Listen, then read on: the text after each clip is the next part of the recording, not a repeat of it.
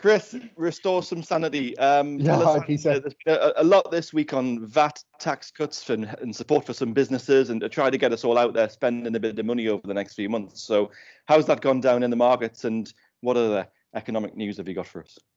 Yeah, sure. I'll be straight with you. It hasn't really had so much of an effect, in the sense that I think from my perspective, it's a little bit of a stopgap.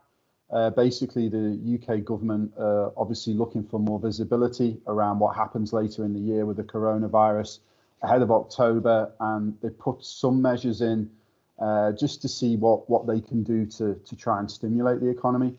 I think there's a couple of things in there which I would describe as more immediate. First one is obviously the VAT cut, and the second one is the stamp duty as well. And I think the stamp duty is actually quite important, in the sense that a lot of people are quite nervous around falling house prices. And what happens is falling house prices give you a kind of negative wealth effect, which then feeds through into consumption overall. So in some ways, it's not had so much of an effect on stock market return or asset price return overall. But I think maybe just a couple of other things over the week. I think one thing that's been really interesting is you've seen China up 8%. So the Chinese stock market up 8%, which is incredible.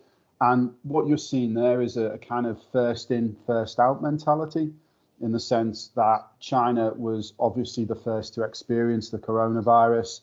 And actually, now when you see the economic data coming from not just China, but Asia in general, you're starting to see an improvement in that. You're starting to see that economic data showing expansion. And I think the final thing for me, and this is quite pertinent to the True Potential portfolio proposition, is that you've seen the NASDAQ, the US Technology Index, go and reach a new high. And we've got a couple of large positions in the True Potential portfolio, so Apple and Microsoft. So Apple's up 40% since the start of the year.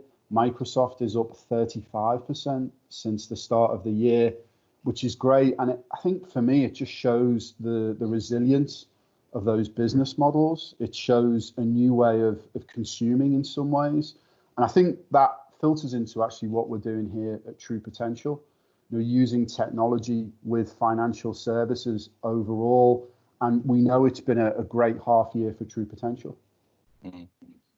And Chris, just give us a sense, if you will, of, for clients and advisors who are watching and listening to this, what sort of decision, or how does this sort of environment we're in now with the coronavirus, how does that affect your decision making in terms of how you're structuring the portfolios, or does it not? Give us a bit of an insight into how you and the team go about that. Yeah, no, it's a really good question. I think from our perspective, we look at a lot of different data points. And I think for me, there's two questions around how we move forward. And it filters into all of the things that we're actually talking about at the start of the podcast. So the first is what happens with people coming back to work, and what will be the levels of unemployment as we move forward. And I think the second is it's just really around consumption. And obviously we talked about the £10 voucher there, but will people go out, or will they still be nervous around the coronavirus overall? We talked about the holidays for Dan and for Greg. And again, will people start to travel, or will people be more nervous? So for me, the two key points are really around consumption and unemployment. And what we do is we monitor different data points around that to try and get an overall view around what is happening with the world consumer.